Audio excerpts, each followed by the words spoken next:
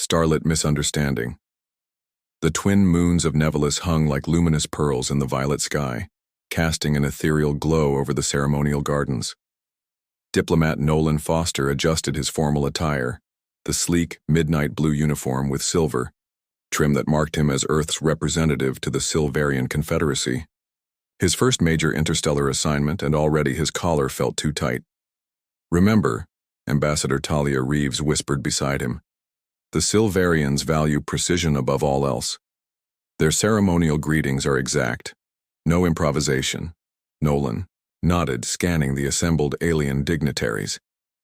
The Silverians were remarkably humanoid, though their skin held a faint bluish-silver shimmer that seemed to pulse with the rhythm of their double hearts.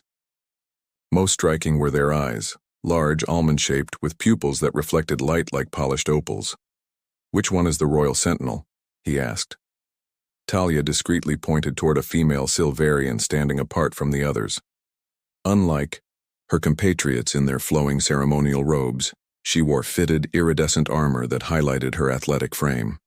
Her hair, platinum with strands of azure, was pulled back in elaborate braids adorned with what appeared to be crystalline beads. "Terese Jaloran," Talia said, "First Sentinel to the High Council. She'll initiate the greeting ritual." Nolan studied Terese from afar. There was something compelling about her measured movements, the vigilant sweep of her gaze across the gathering. Despite her formal posture, he sensed a barely contained energy like a coiled spring. A series of melodic tones announced the beginning of the ceremony. The assembled crowd formed a circle, and Nolan found himself guided to a position opposite Terese. Up close, he noticed the intricate patterns etched into her armor. Constellations, perhaps, or ancient battle maps. "The ritual begins with the joining of paths," Talia explained softly. "She'll extend her arm. You grasp her wrist briefly. 3 seconds, no more, then release." Terese approached with measured steps. Her expression remained neutral, but her eyes, a swirling mix of silver and violet, assessed him with undisguised curiosity. She extended her arm, wrist up, revealing a patch of skin where the armor didn't cover. It shimmered with a subtle bioluminescence. Nolan extended his hand and grasped her wrist as instructed. Her skin was warm, almost hot to the touch, and seemed to pulse beneath his fingers. He counted silently. 1, 2, 3. But just as he was about to release, something extraordinary happened. The luminescence beneath her skin intensified, sending ripples of light up her arm. Startled by the unexpected reaction, Nolan hesitated, maintaining his grip for several seconds longer than protocol dictated. The garden fell silent. Even the ambient sounds of Nevelis, the rustling crystalline foliage, the distant calls of winged creatures, seemed to pause. Teresa's eyes widened, her pupils dilating until they nearly eclipsed the iridescent irises. She didn't pull away, but her posture stiffened, and a faint shimmer like heat rising from desert sand emanated from her skin. Finally realizing his error, Nolan released her wrist. Too late. The damage was done. A murmur rippled through the assembled Silverians. An older member of the delegation stepped forward, his expression severe beneath his ornate headdress. "The binding has been witnessed," he announced, his translator rendering his words in slightly delayed English. "The human has initiated the Velshirath."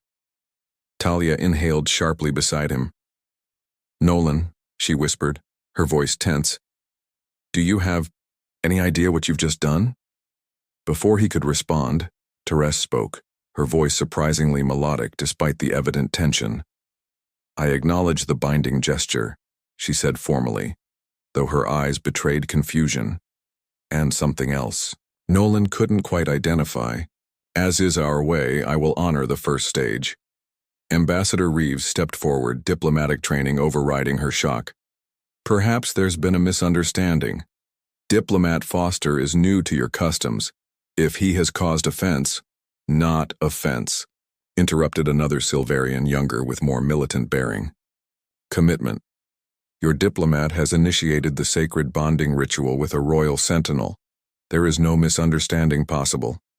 The gesture is absolute."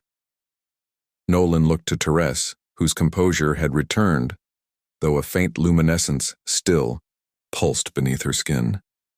"What exactly does this binding entail?" he asked, addressing her directly. "You have claimed me as your intended mate," she replied, her voice carrying no emotion he could discern. "By our laws, we are now in the first stage of life binding. It cannot be undone without grave consequences for both parties." The garden spun around him. "Mate? Life binding? All from holding her wrist too long?" I didn't know," he managed. "Ignorance of our ways does not negate the binding," said the older Silverian. "The ceremony has been witnessed. It is done." As the implications sank in, Nolan noticed Therese studying him with an intensity that made his skin prickle.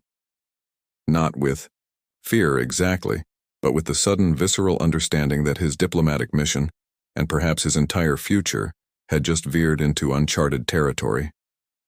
And somewhere in the back of his mind a strange thought formed. Of all the people, in the garden, alien or human, she was the only one who seemed as caught off guard as he was. Cultural immersion. "The Velshirath cannot be reversed," Council Elder Zalthir announced to the assembled diplomatic corps. His translucent robes caught the morning light streaming through the crystalline dome of the council chamber. "It is a binding as old as our civilization." Nolan sat stiffly beside Ambassador Reeves, acutely aware of Therese standing at attention nearby. 18 hours had passed since his cultural misstep, and the diplomatic mission had devolved into crisis management. "With respect, Elder Zalthir," Reeves countered, "surely there must be allowances for cross-cultural misunderstandings." Diplomat Foster had no intention. "Intention is irrelevant," interrupted another council member, a stern-faced female with elaborate silver markings across her temples. "The Velshirath is recognized by the physical response, not by the initiators. Knowledge." Therese's bioluminescent reaction confirmed compatibility. Nolan glanced at Therese, whose expression remained carefully neutral. Only the slight tension in her jaw betrayed any emotion. "What exactly does this first stage entail?" he asked, addressing his question to the council but looking at Therese.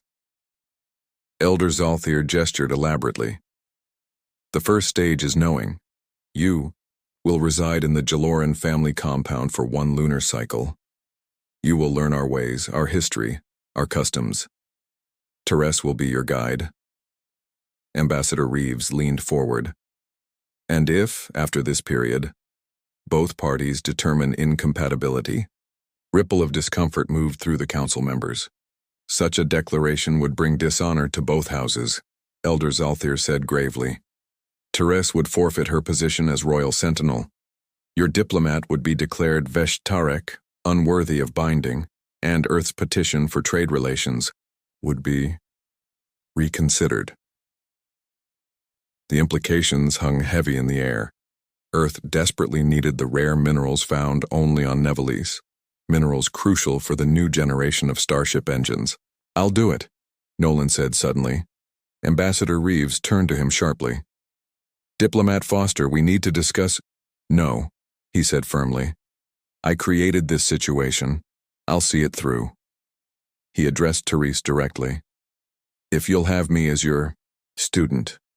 For the first time, Therese's composed expression softened minutely.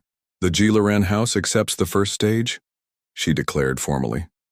3 hours later, Nolan found himself in an open-air transport vessel, skimming over the undulating silver plains that surrounded the capital city. Beside him, Therese piloted, with practiced precision, her profile striking against the alien landscape. "I want to apologize," he ventured, breaking the silence, "for putting you in this position." Therese kept her eyes on the horizon. "Apologies are unnecessary. The Velshirath is considered a great honor, even when it's with an alien who blundered into it." A hint of something, amusement, flickered across her features. "The binding doesn't occur without mutual compatibility. My body's response was unexpected." The transport crested a hill, revealing a sprawling compound nestled against the base of crystalline mountains. The architecture was unlike anything Nolan had seen, sweeping arches and towers that seemed to flow organically from the landscape, shimmering with the same bioluminescence he'd observed in Teresa's skin. The ancestral home of House Jaloran, Teresa announced. 26 generations have trained royal sentinels within these walls. As they descended toward the compound, Nolan spotted several figures waiting in the central courtyard. One, a male Silverian with military bearing similar to Teresa's, but with more elaborate armor, stood apart from the others. Your family? Nolan asked. Yes, including my brother Dravex. He is less accepting of our traditions when they involve outsiders. The transport settled gently onto a landing pad. Before the engines had fully powered down, the male Silverian, Dravex, approached, with purposeful strides. So this is the human who claims binding rights, he said, his translator rendering his words with unmistakable disdain. He looks fragile. Dravex, Teresa warned, stepping between them. He is a guest of our house. A guest who would compromise the Jaloran bloodline? A guest who would take my sister from her duties? Nolan stepped forward. I meant no disrespect to your family or traditions. I'm here to learn. Dravex's eyes narrowed, the opalescent pupils contracting to slits. Learn, human, or exploit? Our council is too trusting of Earth's intentions. Enough, came an authoritative voice. An older female Silverian approached, her armor more ornate than even Teresa's, with what appeared to be campaign medals embedded along the shoulders. The Velshirath has been recognized. We will honor our ways. Mother, Teresa acknowledged, with a formal gesture. This is Diplomat Nolan Foster of Earth. The matriarch studied Nolan with penetrating intensity. I am Sentinel General Irissa Jaloran. My daughter's binding is unexpected but not unwelcome. The stars have patterns we cannot always discern at first glance. Despite her diplomatic words, Nolan detected an undercurrent of concern in her tone. Thank you for your hospitality, he replied, attempting the formal gesture he'd observed Teresa make. Irissa nodded approvingly. Teresa will show you to your quarters. Tonight, you will join us for the ceremony of inclusion. As Teresa led him through the compound, Nolan marveled at the interior architecture. What had appeared solid from outside revealed itself to be partially transparent, allowing filtered light to create ever-changing patterns across the floors and walls. Your home is beautiful, he commented. It has been in our family since the second unification, she replied. Every sentinel who has served the High Council has lived within these walls, and now me, Nolan said, the weight of his situation settling over him anew. Teresa paused, turning to face him fully. You should understand something, Diplomat Foster. While this binding was unintended, it is not considered unfortunate by all. What do you mean? The Velshirath is believed to be guided by forces beyond our understanding. That your touch triggered the response in me. She hesitated, seeming to choose her words carefully. Some will see it as significant. A bridge between our peoples. And what do you see it as, he asked, suddenly acutely aware of her proximity. The bioluminescence beneath her skin pulsed subtly. An unexpected path. Whether it leads to honor or dishonor remains to be seen. She gestured toward an open doorway. These are your quarters. The attire for tonight's ceremony is in the wardrobe. I suggest you rest. The ceremony of inclusion can be intense for those unaccustomed to our ways. As she turned to leave, Nolan called after her. Teresa, thank you for your forbearance. She paused, looking back at him with those extraordinary eyes. There is an old Silverian saying, the star that burns alone dies first. Perhaps there is wisdom in the binding that neither of us yet understands. With that enigmatic statement, she departed, leaving Nolan alone with his thoughts in a room that seemed to pulse with the living energy of an alien world, a world to which he was now bound in ways he was only beginning to comprehend. Shared dangers. The ceremony of inclusion had been more taxing than Nolan anticipated. 3 hours of ritualistic chanting, the consumption of a bitter ceremonial drink that left his tongue numb, and the application of temporary luminescent markings, across his temples and forearms, all under the watchful, skeptical eyes of the Jaloran clan. Now, 2 weeks into his stay, Nolan was beginning to adapt to the rhythm of Silverian life. Each morning began before dawn with physical training alongside the household's warriors, a concession Therese had won from her reluctant brother. Each afternoon was dedicated to cultural and historical instruction, and each evening concluded with a formal meal where he was subtly tested on the day's lessons.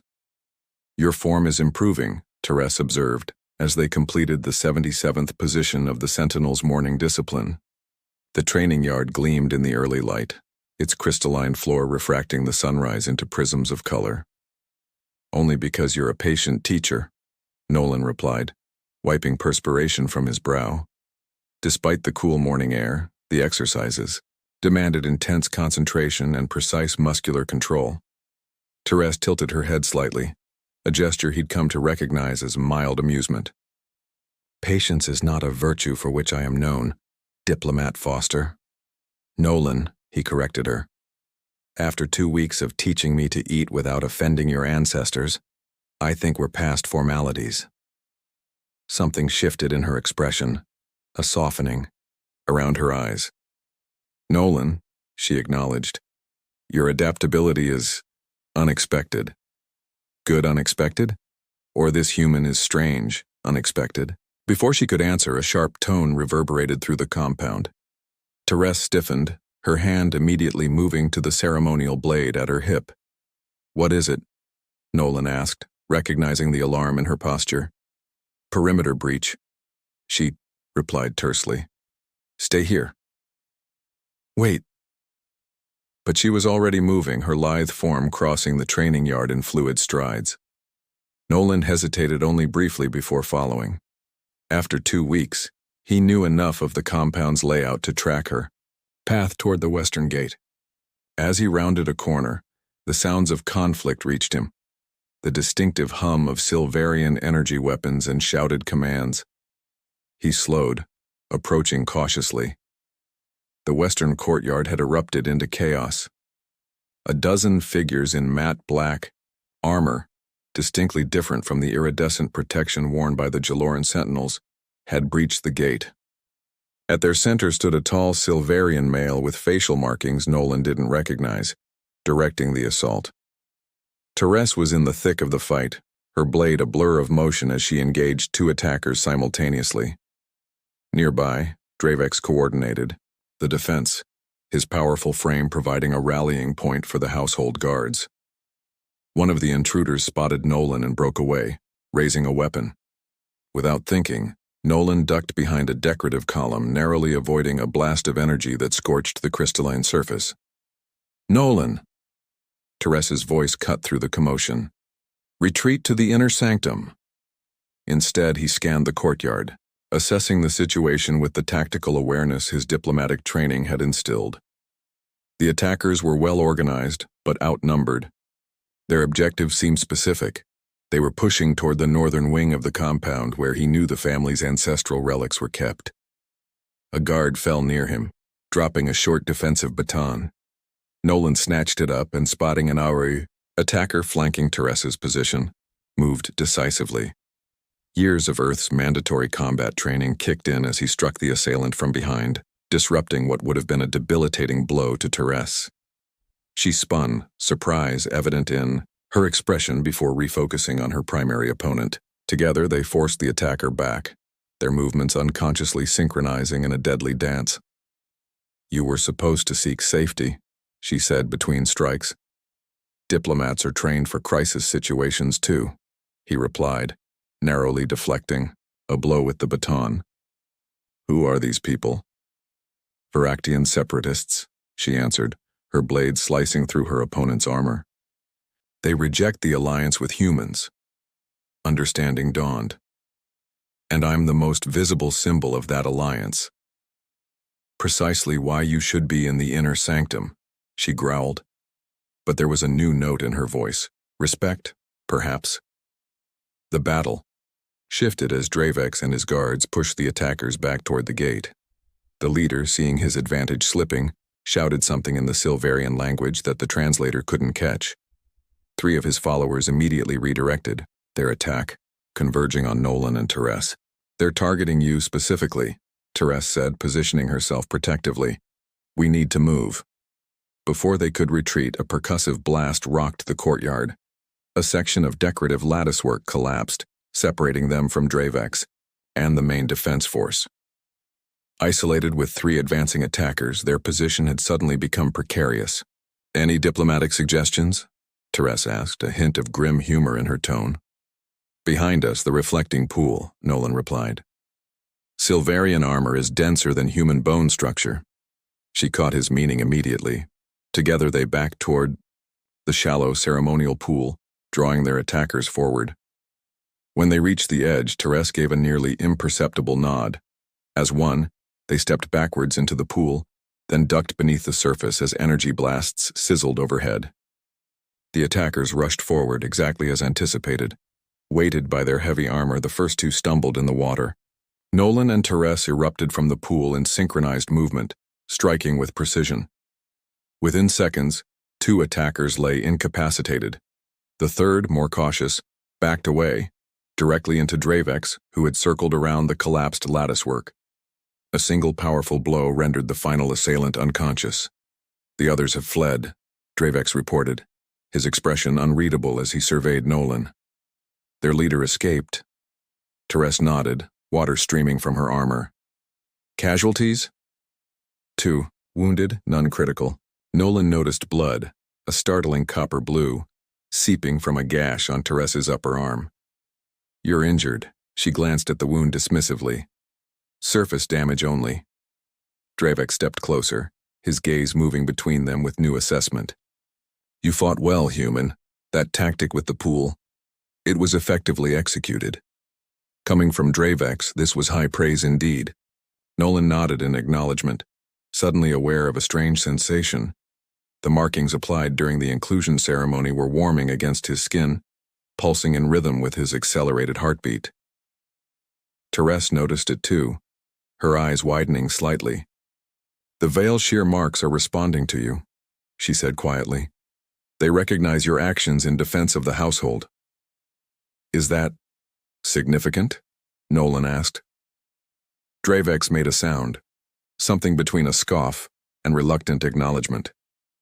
"It means the ancestors may not find you entirely unworthy after all." He turned to Therese. "Mother will want a full report." As Dravex strode away, Nolan became acutely conscious of how close Therese stood, of the subtle luminescence that had intensified beneath her skin. Something had shifted between them in the heat of battle. A recognition, a synchronicity that transcended their cultural differences. "You could have been killed," she said, her voice lower than usual. "Why did you stay?" Nolan met her gaze steadily. "The same reason you would have stayed if our positions were reversed. Some things are instinctive, regardless of species." The ceremonial marks on his skin pulsed once more, and this time, the bioluminescence beneath Therese's skin responded in kind, a visual harmony that needed no translation. "Perhaps," she said softly, "there is more compatibility in our binding than either of us first believed." Around them, the compound returned to order, guards securing the perimeter and tending to the wounded. But between them, something new had awakened, something neither diplomatic protocol nor Silverian tradition had prepared them for. Fragile trust. "The attack wasn't random," Sentinel General Irissa declared, her holographic image hovering above the communication array in the Jaloran strategy chamber.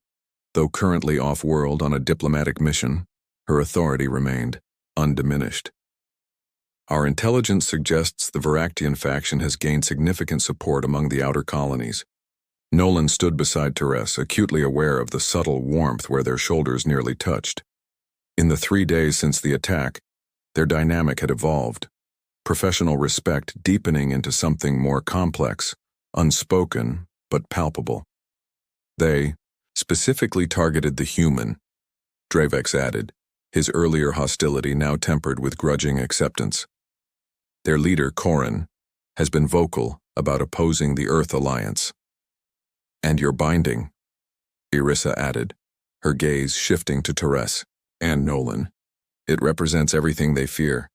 Integration, change, the dilution of what they consider pure Silverian culture. Therese's posture stiffened almost imperceptibly. Only Nolan, who had spent hours studying her movements during training, noticed the tension. The Vel'Shirath is sacred, she said. Even separatists would not normally challenge a recognized binding. These are not normal times, Irissa responded.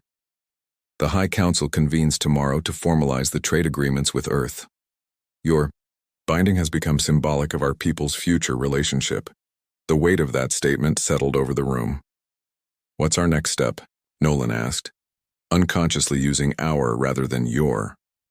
A shift that didn't go unnoticed by anyone present.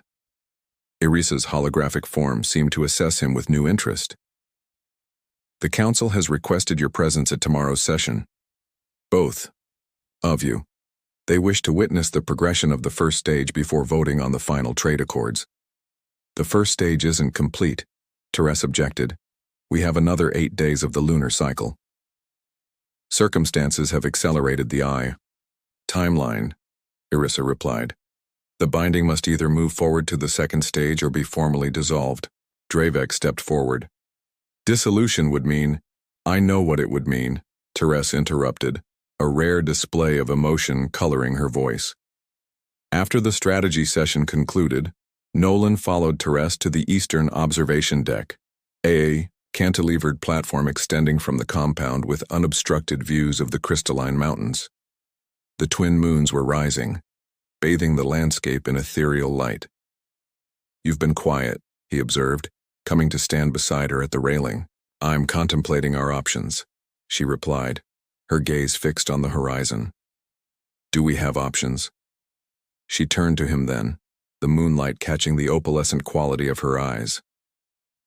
The High Council will ask for our decision, to proceed to the second stage, the formal declaration of intent, or to dissolve the binding. And if we dissolve it, I lose my position as Royal Sentinel. You are declared Veshtarek. The trade negotiations likely collapse. She paused. It would be significant disgrace for both of us. Nolan absorbed this. And if we proceed? We formally declare intention to complete the full binding cycle. 3 stages remain after declaration. It would eventually culminate in permanent union. The implication hung between them, marriage essentially, or its Silverian equivalent. What do you want, Therese? He asked softly. The bioluminescence beneath her skin pulsed, betraying emotions her composed expression concealed. What I want has rarely been relevant to my duties. I'm not asking the Royal Sentinel. I'm asking you. She met his gaze directly. When the binding first occurred, I saw it as an obligation, a diplomatic complication to be managed. Now, she hesitated, seemingly searching for words that transcended cultural barriers. Now I find myself curious about the path not initially chosen. Nolan stepped closer, closing the distance between them. I've been studying Silverian customs intensively for nearly 3 weeks, but there's one I haven't observed. Which is? How your people express affection. Is there a protocol I should be aware of? Something shifted in her expression, vulnerability mixed with determination. Some things, she said quietly, require practical rather than theoretical instruction. She raised her hand slowly, palm facing him, a gesture he recognized from his cultural studies as one of profound intimacy among Silverians. Nolan mirrored the movement, bringing his palm to rest against hers. The contact triggered an immediate response, the ceremonial marks on his skin warming as the bioluminescence beneath hers intensified, creating patterns that flowed between them like a visual current. The resonance is strong, she whispered. Stronger than I've seen described in the ancient texts. Nolan felt it too, a connection that transcended physical touch, as if something essential within him recognized and reached for something within her. Tomorrow, he said, when the council asks for our decision, I know what my answer will be. Therese's fingers interlaced with his, the luminescence between them brightening. As do I. Behind them, the twin moons of Nevelis continued their celestial dance, casting their light on a union neither human nor Silverian diplomacy had anticipated, a fragile trust blossoming into something neither culture had words to fully describe. New horizons. The grand chamber of the High Council gleamed with ceremonial light, its vaulted ceiling embedded with crystals that chronicled the stellar mapping of Silverian history. Dignitaries from both worlds filled the tiered seating, human representatives in their formal blue-silver attire, Silverian counselors in traditional luminescent robes. At the chamber's center, Nolan and Therese stood side by side before the seven elders. Ambassador Reeves watched from the diplomatic section, her expression a careful mask of professional neutrality, despite the unprecedented nature of the proceedings. The Council recognizes the completion of the first stage of Vel-Shirath between Royal Sentinel Therese Gilloren and Earth diplomat Nolan Foster, Elder Zalthir announced, his voice resonating through the chamber. We gather to witness their declaration regarding progression to the second stage. Whispers rippled through the assembly. In the 23 days since the binding gesture, the incident had transformed from diplomatic embarrassment to something more profound, a potential bridge between worlds. Before you declare, Elder Zalthir continued, be aware that your decision carries implications beyond your personal futures. The Varaxian opposition has made clear their rejection of human Silverian integration. Their recent attack on House Gilloren was merely the beginning of potential resistance. Therese straightened, her ceremonial armor catching the light. With respect, Elder, threats of violence have never dictated Gilloren House decisions. A murmur of approval rose from the Silverian military contingent. Elder Zalthir inclined his head in acknowledgement. Then we ask, do you wish to proceed to the second stage of binding, or do you seek dissolution? Nolan and Therese exchanged glances. In that brief look past 3 weeks of shared experiences, cultural lessons, combat training, the synchronized defense against attackers, and quiet conversations beneath twin moons, we seek progression, they answered in unison. The bioluminescent patterns beneath Therese's skin brightened visibly, resonating with the ceremonial marks that had become permanent on Nolan's forearms, a physical manifestation of their connection that no one in the chamber could miss. Elder Zalthir raised his hand, signaling for silence as excited conversation erupted. The Council acknowledges your declaration. The second stage requires the vow of shared purpose. Have you prepared your statement? Nolan stepped forward. We have. What followed was unprecedented in Silverian-human relations. A joint declaration, crafted carefully over the previous night, blending both cultures' ceremonial language into something new. They spoke of shared horizons, of strengths found in differences, of paths converging from distant stars. As the final words echoed through the chamber, Sentinel General Irissa stepped forward from the military section, her expression solemn but proud. The Gilloren House stands witness to this binding, she declared formally, and offers a proposal to the Council. Elder Zalthir gestured for her to continue. In recognition of the unique nature of this union, I propose the creation of a new diplomatic position, joint envoys to the integrated territories. Let those who bridge our worlds and personal unions serve as representatives to regions where our peoples must learn to coexist. Ambassador Reeves rose from her seat. Earth's diplomatic corps would support such an appointment. The proposal sparked intense discussion among the Council elders, their translucent robes shimmering as they conferred in hushed tones. Finally, Elder Zalthir addressed the chamber again. The Council finds wisdom in this proposal. The binding between Royal Sentinel Gilloren and Diplomat Foster represents an unexpected harmony, one that may guide our peoples through the challenges of integration. He turned to Nolan and Therese. Do you accept this joint appointment? Therese's hand found Nolan's, their fingers intertwining in a gesture now familiar. The luminescence between them pulsed in synchronized rhythm. We do, Nolan answered for them both. Later, as twin moons rose over the diplomatic compound, Nolan and Therese stood on a private balcony, the first official documents of their new joint appointment displayed on a crystalline tablet between them. The integrated territories. Will not be an easy assignment, Therese observed. The Varactian influence is strongest there. Which is precisely why the Council selected us, Nolan replied. What better representatives than those who embody the very integration being resisted? She turned to him, the moonlight illuminating the subtle patterns beneath her skin. Patterns that had begun to synchronize with his own ceremonial markings in ways that fascinated xenobiologists from both worlds. 3 more stages of binding remain, she reminded him, a hint of amusement in her tone, each more complex than the last. I've always been a quick study, he replied, matching her lightness. Then, more seriously, I never imagined my first diplomatic assignment would end like this. End? Therese raised an eyebrow. This is merely the beginning, Diplomat Foster. As if to emphasize her point, a notification chimed on their tablet, their first official briefing for the Integrated Territories mission. It seems the universe has plans for us, Nolan said, pulling her closer. The bioluminescence beneath her skin brightened at his touch, creating patterns that mirrored the stellar constellations above. A cosmic symmetry neither of them could have predicted when a human diplomat held a Silverian warrior's wrist several seconds too long. New horizons, Therese murmured, her forehead resting against his in a gesture that required no translation across species or stars. Above them, the twin moons of Nevelis continued their eternal dance, bearing witness to a binding that would reshape the relationship between 2 worlds, one unexpected gesture at a time.